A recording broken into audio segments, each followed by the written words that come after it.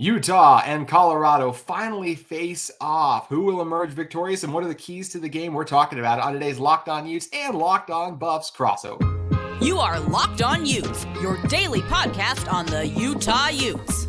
Part of the Locked On Podcast Network. Your team every day.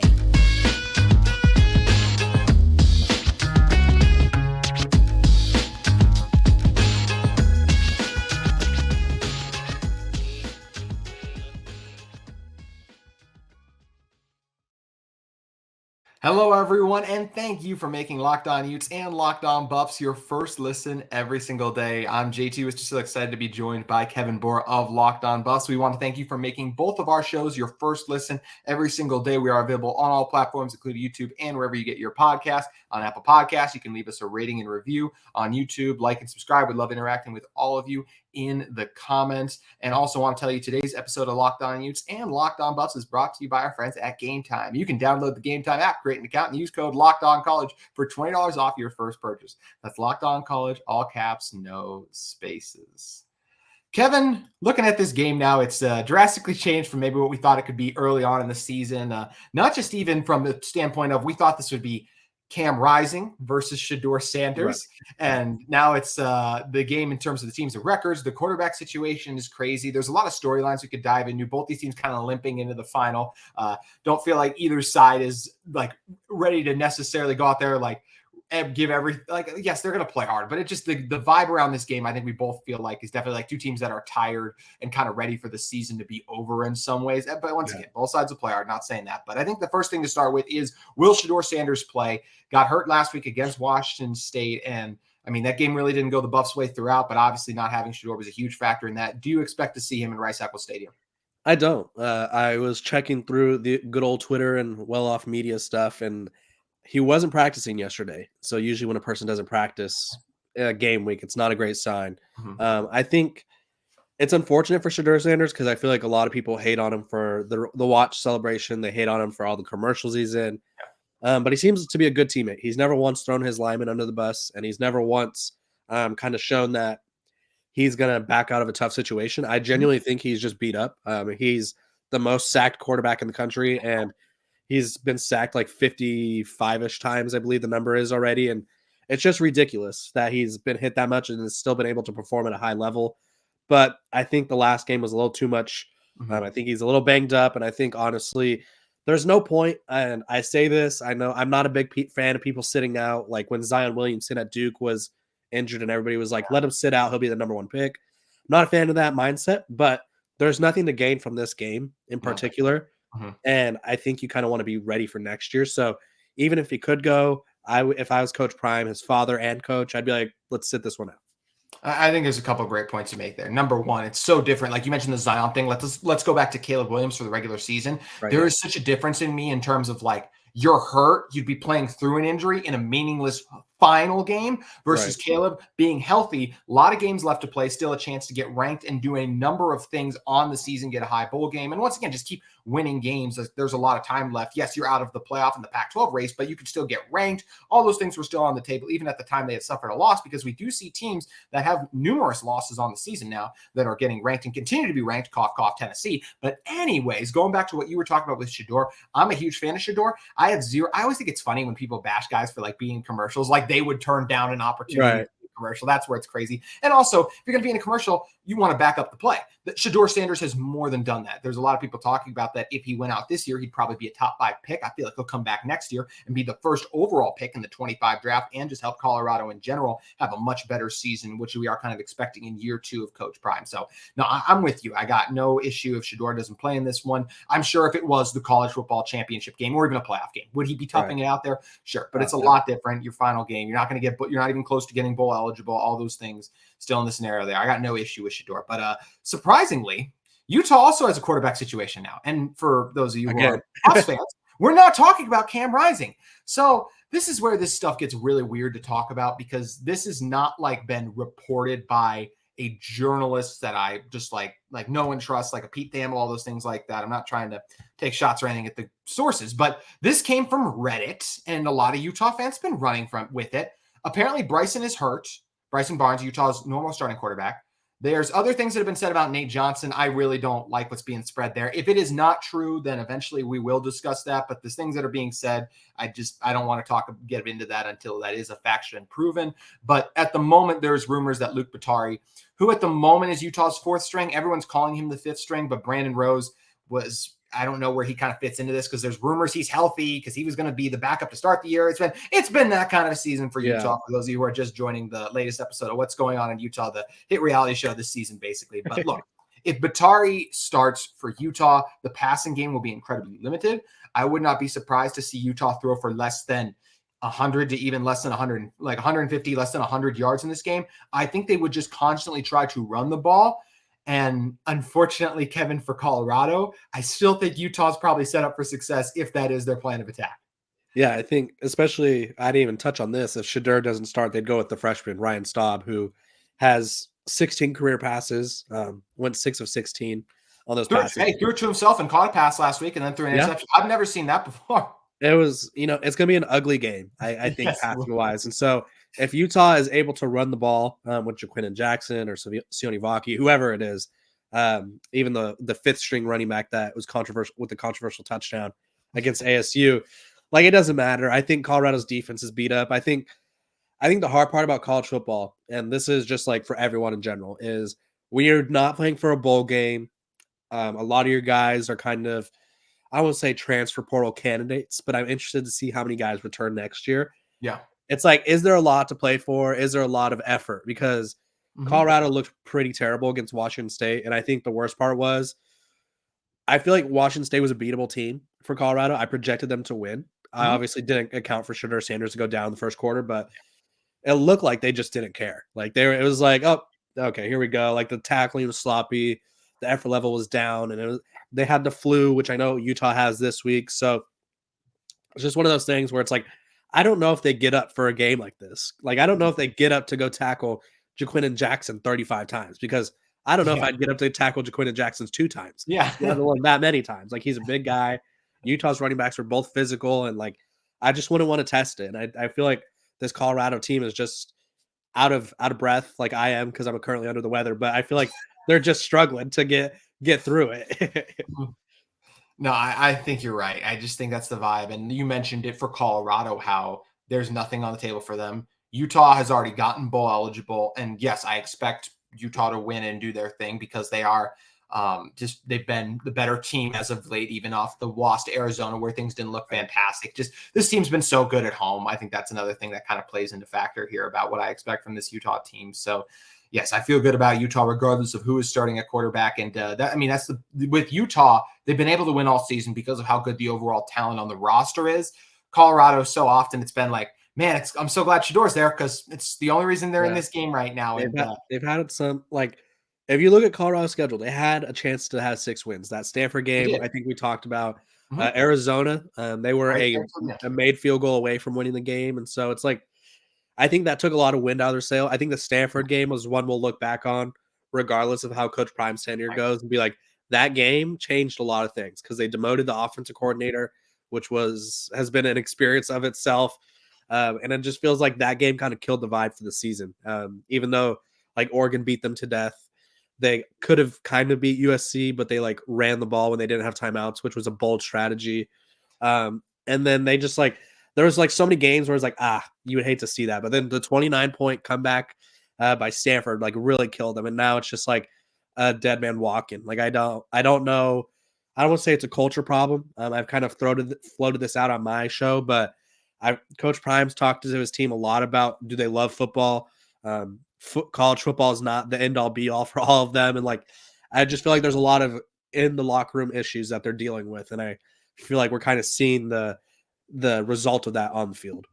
When you start talking about like, do you love football? That's where it gets really concerning. But that's what, like you said, we're at the final game of the season, and it's just gotten to that point for Colorado, and Utah's ready to be over. But we'll see what they're able to do. As we said, I'm feeling good about Utah right now, but I do want to talk about the keys to this game and to talk about if there was a path for a Colorado upset or what I expect Utah to try to do to take care of business in their final home game of the season. I want to discuss both those things in one moment, but first, I want to tell you guys about one of the sponsors of Locked On Utes today and Locked On Buffs in eBay Motors. Passion drive, and patience. What brings home the winning trophy is also what keeps your ride or die alive. eBay Motors has everything you need to maintain your vehicle and level it up to peak performance, from superchargers, roof racks, exhaust kits, LED headlights, and more. Whether you're into speed, power, or style, eBay Motors has got you covered. With over 122 million parts for your number one ride or die, you'll always find exactly what you're looking for. And with eBay Guaranteed Fit, your part is guaranteed to fit your ride every time or your money back. Because with eBay Motors, you're burning rubber, not cash.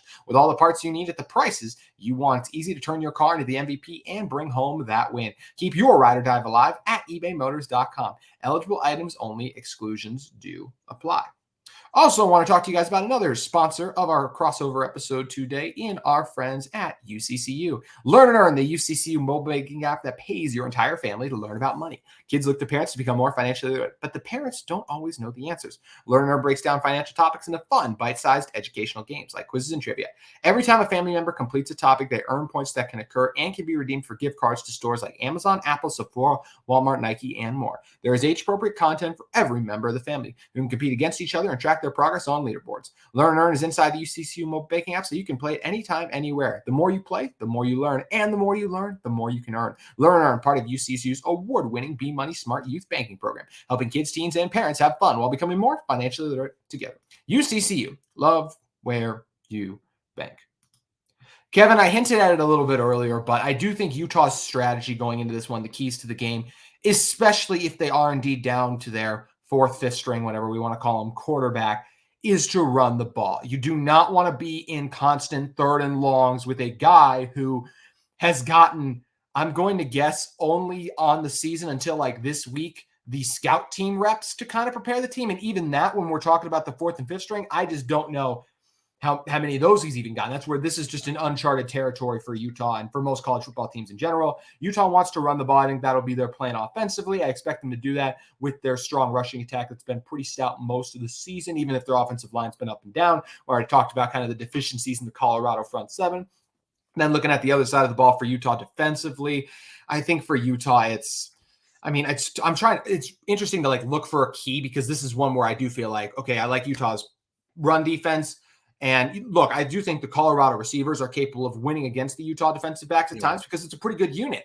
But I don't trust the quarterback who's going to be playing to distribute them the ball accurately. Like, Utah's defensive backs aren't bad. They're not amongst the best in college football, so they will yield that little separation. But if you just throw a bad ball, that's where yielding. I don't expect guys to be like crazy wide open. That's just not how the teams that have beaten Utah, the Oregons and the Washingtons in particular, that was Michael Penix and Bo Nix with great ball placement, finding open receivers. If that was Shedeur Sanders, that's where I'd be a little more concerned. But I do think Utah will have success, and I don't think those DBs for Utah are going to have to hold up in coverage too long, because I do think Utah is going to be able to get pressure as well, which a backup quarterback under pressure is never a recipe for success.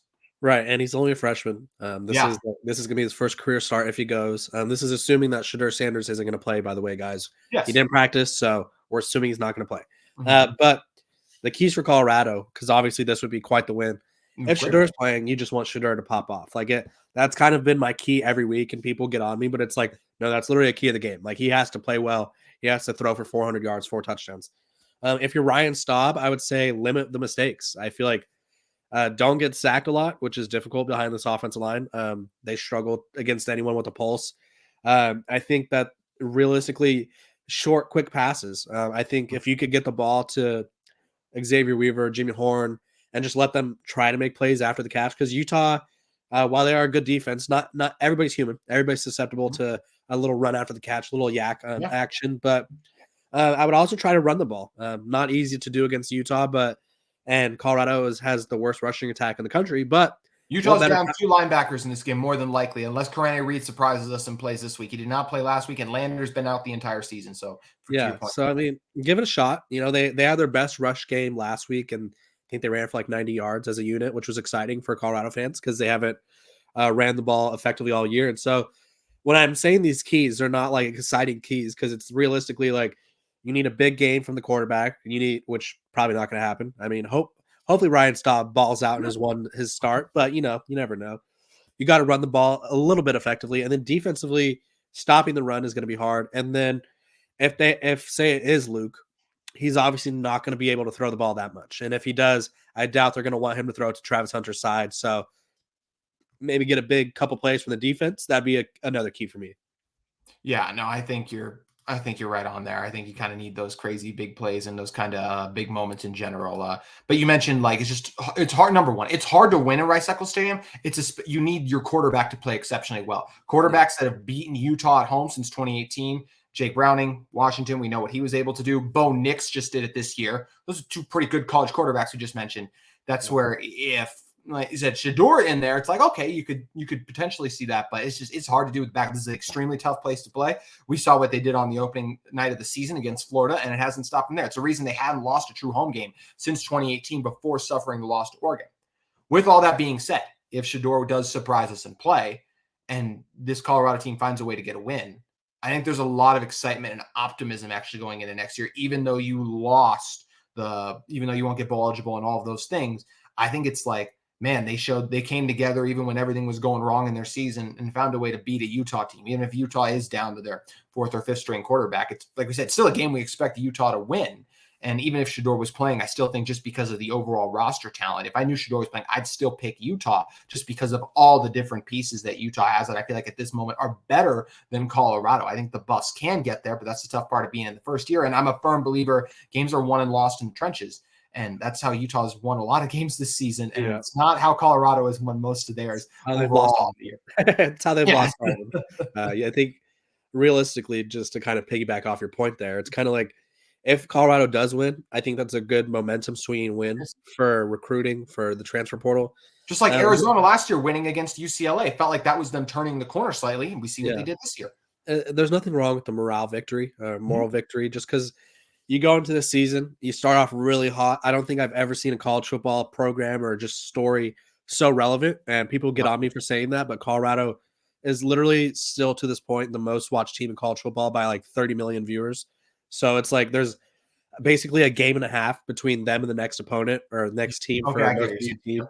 Yeah, so it's like it's crazy to see how high they went and how low they're going. So a win here kind of it's obviously not going to regenerate the hype. There's no like stakes for them, but it's kind of like, okay, they don't quit. And I think that's kind of the notion around this team right now is that they're going to quit. And if I'm that team, if I'm say a backup quarterback or a backup corner who's getting to play because someone's hurt, I would take that upon myself and kind of carve out or roll for myself. Use this to carve out playing time or something because obviously there's nothing to play for. But you don't want to be that guy that doesn't quit because that always shows up on film. And you want to be in, excuse me. Yeah. And I also think if you're a Colorado, like you are a backup or something like that, I think you'd love. I am still a believer in what Deion Sanders is doing. I think Deion's really good for college football. To go off your point, I just love watching this sport, and I love when new people can enjoy it and find reasons to root for teams, as has been the case with Colorado this year. If I'm a backup, I want to be a part of this team going forward. Yeah. And depending on how you were perform, like you said, if it wasn't up to par, they could also be looking for. There was obviously large roster turnover at Colorado. It's not going to be what it was last year. I still think a lot of changes could be coming again this year because they're not where they want to be yet. They did get ranked earlier in the season, but not going to finish close to that, as we kind of mentioned and discussed. So there's going to be those big wholesale changes again. And this is a game I was really looking forward to. I think we both were at the start of the season. This rivalry has not been much of a rivalry in terms of close competitive games. But I still think there's reason that this could eventually get to one. Whether it's next year in the Big 12, could be hard with Cam Rising coming back. But I think with Shedeur back, there's still a chance that Colorado could be in there. I mean, honestly, this is just us being Pac-12 guys, maybe. Like the three favorites to win the Big 12 next year, at least right now to me. I think maybe I'm being a little too high on Colorado by putting them in the top three. But even as an outsider, I just believe in what Deion Sanders is building. I think they're going to bring talent in. The favorites to win the Big 12 for me next year would be a Utah and then Arizona or Colorado after that. I feel really highly about the three Pac-12 teams going to the Big 12. Yeah, I totally agree. And honestly, you look at the Big 12, what they have right now, like we could just go through the list. UCF probably going to lose John Rice Plumlee. TCU, I don't know what their situation is. They're kind of rebuilding. We'll call it Baylor down in the dumps. Kansas State, they're a solid team. I'm not going to take that away from them. Who else am I missing? Iowa State. Kansas is solid. Same Iowa State's kind of like a middle of the pack team. Yeah. Kansas State, Kansas, they're both good. There's just no team that I look at in the Big 12. I'm like, that team's going to be the team next year. And so, especially not BYU, right? Yeah, no, not BYU. No. They have. I thought BYU would be a lot better than they were this year. I was like, Keaton Slovis, here we go, run it back. We've done this with Slovis like 4 years now in a row. That's where I kind of felt like they would disappoint a little bit. I just have faith in the guy, and so I just look at this Big 12 and I look at Colorado, like realistically, and you could totally agree or disagree with me. I think Colorado will have the best quarterback in the Big 12 from like an overall. I agree, for sure. I agree with that. I already said the guy's going to be the first overall pick in 25. Right. I agree. So it's like they have the best quarterback. They're going to have Travis Hunter. They're going to have Shedeur Sanders, who's a pretty good safety. He's a hard hitter that he just makes big plays. Yes. So you just need trenches, like serviceable guys in the trenches, which is a lot to ask for because, and let me give you a little breakdown for all the guys that say the portal for Colorado. You're not going to just go out and get 5 starting caliber offensive linemen in the portal. Like those guys that are starting and are really good do not transfer. They are not receivers. They're not corners who will go wherever the NIL is or will go wherever they just want to go. Offensive linemen do not transfer unless they have to. And so Colorado realistically needs to go and get like a backup from like a SEC school and hope that he could play. Because they tried it with the group of 5 FCS schools, and I obviously don't think it worked. So get backups from high quality SEC programs. Maybe a guy from like a program like, I don't know, UCF who started, maybe got injured or something, and like try to get a Power 5 guy with starting experience because it's not easy. People keep saying to go to the portal. It's not easy. It's not like Colorado could any day go to the portal and get a really good receiver, and it wouldn't surprise me if they do, but that's not what they need. People will be lining up to play with Shedeur Sanders. Right. Well, people will be lining up to block for not Shedeur, but for Colorado, I'll say, just with how, once again, the season didn't go great. Deion did throw the offensive line under the bus a decent amount. I don't know how much a transfer is going to look to that. I'm just stating facts, and I'm not saying he wasn't incorrect in his statements. You just don't see a lot of coaches throw a group under the level that he did, so that's where it was just it's a different style of approach. But yeah, it's going to be interesting to see the quality you guys get. I do think it's going to be heavy in the portal, but we'll see how they perform. That's going to be interesting. But before we do get to next year, which we are already both very excited about, Cam Rising coming back for Utah, Colorado getting Shedeur back more than likely, and then upgrading in those key spots. We hopefully think that just the ascension that we usually see coaches and programs make from year 1 to year 2, we think that's where they're going to be. Year 2 is going to be exciting, but we still got to close it out with some predictions for this upcoming game that we have this Saturday. And this last time these two teams are going to play in the Pac-12. So that's something that is noteworthy, kind of crazy. This will be one that continues, and hopefully the rivalry will just straight up be better in the Big 12, but it's the final Pac-12 game for both sides. So kind of crazy end of an era in that regard. We're going to predict the outcome and the winner of that in one moment. But first, I want to talk to you guys about another sponsor of today's episode of Locked On Utes and Locked On Buffs in Game Time. You shouldn't have to worry when you're buying tickets to your next big event. Game Time is the fast and easy way to buy tickets for all sports, music, and comedy and theater events near you. They have great last-minute deals, all-in price views from your seat, and their best price guaranteed. Game Time takes the guesswork out of buying tickets. I mentioned that view from your seat. That's my favorite feature. You know what kind of a deal you're getting on the seat because you can straight up see the view that you'll be getting. They also have low price guarantees and even event cancellation, job loss protection. There are so many great things. Mention that Game Time guarantee. That means you'll always get the best price. If you find tickets in the same section and row for less, Game Time will credit you 110% of the difference. You can download the Game Time app, create an account, and use code LOCKEDONCollege for $20 off your first purchase. Terms apply. Again, create an account and redeem code. Once again, it's LOCKEDON college, COLLEGE for $20 off. Download the Game Time today. Last minute tickets, lowest price guaranteed. All right, Kevin, your last Colorado game prediction of the year, because as we mentioned, unfortunately, you guys are not bowl eligible. So is Colorado's era in the Pac-12 going to end with a victory? If Shedeur Sanders was playing and like semi-healthy, I would be like, maybe. Yeah. Since he's not, I'm going to go with no. I wanted to give people some clarity on where I stand as someone who covers Colorado. I projected them to go 6-6 prior to the year, which up until last week was possible. Like they could have won the last 2. It is what it is. But this Utah game was always a loss for me. I think we did a crossover episode like prior to the season, like did like a really far look ahead. And it was like Cam Rising should be playing, Brant Kuthi will be back, and like the defense is gonna be good. And like I didn't account for Utah to have 30 injuries, but this Utah team's still really experienced. They're still very sound, and I think they have not a lot to play for because obviously they're out of Pac-12 contention, but and already bowl eligible. Yeah, and so I think Kyle Whittingham's going to kind of light a fire under them and be like, this is where it matters when it almost doesn't, like kind of like the Kirby Smart thing where everybody's like, where they're like, nobody counted on us or nobody believed in us. Like, I think we win 5 games. Yeah, I think Kyle Whittingham needs like a motivational type speech like that just to get the guys going. But they're more physical. They can run the ball. Their defense is probably going to, even if they're missing Jonah Ellis, Landon Barton, anyone, they have a freshman quarterback. Yeah, they have a freshman quarterback that they're going against. He doesn't have a lot of reps. Kind of the downside to having a great quarterback in Shedeur is your backup never plays. And, well, that and every game being a shootout. Your backup never plays. And so this is a big game for him to kind of be like thrown into, and I think it's going to be a lot for him. It's going to be a lot. Are you putting a score prediction on it? Oh yeah, sorry. I'll go. Let me check the spread real quick. So the spread, I actually have it up. It's 21.5 for Utah, in favor of Utah. Okay, wow. Yeah, I feel like if it's the Colorado team we saw last week, it wouldn't surprise me if it's like a 42-7 victory. I think Utah, maybe they pull their foot off the gas pedal a little bit just because they kind of didn't like what happened to them with Arizona. Maybe they pull their foot off the gas pedal. I think Kyle Whittingham's a very respectful guy. I don't think he's in the business to embarrass anybody.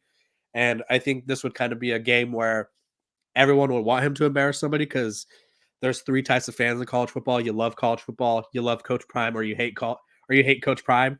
And so I think the hate Coach Prime people want to see him lose by a lot. And this is just one of those games where it could happen. But I don't think Coach Whittingham would do that on purpose. But it's definitely a game that I expect to be out of hand by midway through the second quarter. So you're putting a number on it? You say 42-7? 42-7, yep. Oh. I didn't expect to predict Colorado to score a little more than you, by the way, but I guess that's what happened here. I'm going to go Utah 42. I actually did have 42, so we're right on that number too. Nice. I just had Colorado with 10. I figured that at some point in the game, they'll get a field goal, another point, a touchdown. One of those things is going to occur. You just mentioned kind of the cultural difference with these teams right now. Like Colorado really feels like the year's ready to be over. Utah still has the bowl game to play for. Are they ready for the regular season end? Sure. But I also think this is a program that just does have a standard that's been set for them in the past. They play with a lot of pride. They've now lost two straight games. They haven't lost 2 straight games since the first couple games of the 2021 season. And also, there's just a big difference to me from an 8-4 season to a 7-5. I think there is a difference in that regard. And I do expect this Utah team to come out with some fire. I think a lot of the backups for Utah have been biding their time, and I just feel like they're ready to go if they do need to step up. And they've had to play a couple times throughout the season because of all those injuries we discussed.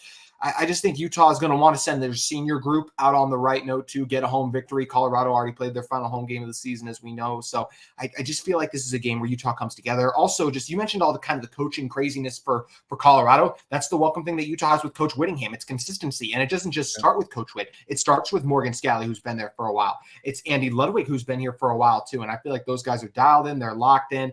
I think Utah is still in a better position right now. They, of course, are the better team at the moment too. And I do expect them to take care of business in their final home game of the season with a big rushing performance on the ground. I do think Utah will eclipse 350 yards on the ground in this one. And well, I know, Kevin, it's a lot. Like I said, it's probably going to happen. It's probably going to happen. It's just to hear it out loud. It's like, oh shoot, that's probably going to happen. I know. Yeah. You mentioned the Colorado defense statistics, not me earlier. So that's where I'm going off of those. But yeah, like I said, it's crazy. This will be the last game of the regular season for both sides. It's been a crazy fun season covering all the games, but I know the coverage doesn't stop with the regular season, Kevin. I think it's going to be an eventful offseason for Colorado. Yeah, I think it's going to be a big offseason for Colorado. Realistically, I'll do a quick breakdown. I don't want to take up too much time. No, we're good. They're probably going to have to replace their offensive coordinator. I don't think you demote. No Pat Shurmur love? No, I don't know. I think at least Sean Lewis left a head coaching job. I don't think he left a head coaching job to be demoted. Plus, he's linked to the Syracuse head coaching job, so could go there. Did Pat Shurmur show what everyone was expecting? I don't know. I hope not. I don't feel like he impressed, and so you got to replace that. Warren Sapp is joining the staff next year. I don't know what role, but he's joining the staff. And then obviously you need linemen. You need a lot of different linebackers and stuff. So huge offseason. You have a lot of people to replace, a lot of cultural building things to do. And so it's going to be a big offseason for Colorado. I expect a lot of recruiting and transfer portal noise around them, but it's going to be a big one. I think this is kind of like the the testing point, I guess you could say, for Colorado, because if they don't attract talent this offseason, maybe the coach prime effect is wore off, which I don't think will happen, but I think you can kind of speculate, like, if that doesn't happen, are people kind of worried about what's going on in Boulder? But I think he's got a lot of momentum. I think it just finished ugly. Yeah, it did just have a finish, but like I said, first of all, season was already a win for what it was last year, and how it's trending in the right direction, the hype, everything. It was fun to watch. I've enjoyed watching Colorado play. So I still obviously fondly remember the Colorado State game, the first game of the season against TCU. Were a lot of fun moments along the way, and I'm excited for this rivalry to continue between Utah and Colorado, and hopefully, like I said, become what it was supposed to be as a rivalry in the Big 12. As for Utah-wise, we'll do a lot of those conversations that you kind of mentioned, but first, we'll have to do some bowl game prep, so that's kind of what's coming up on Locked On Utes. Make sure you guys keep it there, but we appreciate you following along both of our shows throughout the regular season. We'll be back with you even on Saturday or Sunday, depending on when these drop, breaking down the outcome of this game and getting you ready for the postseason. But Kevin, it was fun recording with you, man. Thank you. All right, that's going to do it for today's Locked On Utes and Locked On Buffs, but we'll be back with you next week. Enjoy your college football regular season final Saturday.